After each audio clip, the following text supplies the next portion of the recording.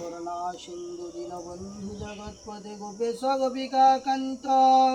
বাড়িতে এত পুজো অর্চনা করলাম, তবুও ভগবান অ্যাকাউন্টে টাকা পৌঁছলো না। আর ভগবানকে দোষ দিয়ে কী হবে বলুন? প্রায় অধিকাংশ মানুষেরই নাকি টাকা পৌঁছয়নি। আমি তো রাত্রিতে জানলাম বোধহয় শুধু আমারই আর দিদিভাইয়ের অ্যাকাউন্টেই টাকা পৌঁছয়নি, কারণ বাড়িতে আমরাই দুজন সদস্য মহিলা। তারপর সকালে উঠে জানতে পারলাম পাড়াতে নাকি অনেকেরই টাকা ঢোকেনি। তো আপনাদের অ্যাকাউন্টে কি টাকা পৌঁছেছে? একটু জানাবেন তো। আর এমনিতেই মুখটা মানে তেতো, কারণ টাকা ঢোকেনি, তার মধ্যেই আবার করলা নিয়েছে হাজির। আর গাছেও কয়েকটা আবার করলা হয়েছে, তেতোর মধ্যে আবার তেতো, মানে মুখটা যাতে আরও বেশি তেতো হয়ে যায়। সে যাই হোক, খেতে চেয়েছে বাড়ির লোক, করতেই তো হবে বলুন। তাই সর্ষের তেলে উচ্ছেগুলো ভেজে নিচ্ছি। উচ্ছেটাকে গোল গোল চাকা চাকা করে কেটেছি।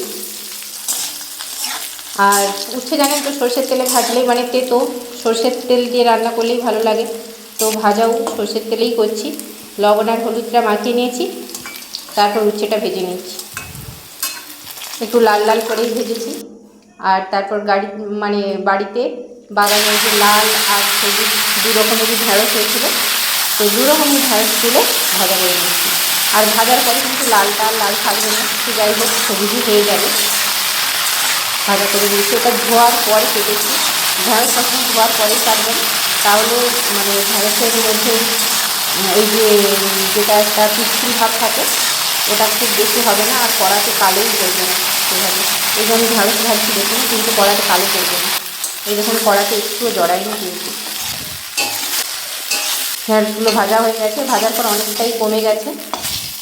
এবার ওই কড়াইতেই মিষ্টি কুমড়ো দিয়ে, কুঁদরি দিয়ে, আলু দিয়ে আর সয়াবিন দিয়ে একটা তরকারি করবো। সয়াবিনটা আগেই ভেজে নিয়েছি, ওটা আপনাদের সাথে শেয়ার করা হয়নি।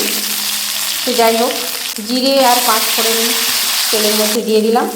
তারপর আদা বাটা দিলাম, একটা টমেটো দিয়েছি। টমেটো দেওয়ার পর লবণ দিয়ে দিলাম, যাতে টমেটোটা গলে যায়। এখন তো টমেটো গলতেই চায় না, সয়াবিনটা ভেজে রেখেছি। আর একটু পরিমাণ জল দিলাম, কারণ একটু তেল কম খেতে চাচ্ছি, এখন খুব মোটা হয়ে যাচ্ছি। তো বাড়ির সবাই আমাকে হাতি হাতি বলে উপহাসটা করছে। আর কী বলবো বলুন, সেই কারণে একটু কম তেল খাওয়ার চেষ্টা করছি। আর সবজিটা একটু বেশি পরিমাণ খেতে চাইছি। আর আজকে তো বাড়িতে পুজো হয়েছিল, আগেই দেখিয়েছি, সেই কারণে নিরামিষই রান্নাটা হচ্ছে, মাছ হচ্ছে না। এইভাবে রান্না করে নিলাম। এটা আপনারা বাড়িতে ট্রাই করবেন, আর কেউ মন খারাপ করবে না, প্রত্যেকেরই অ্যাকাউন্টে টাকা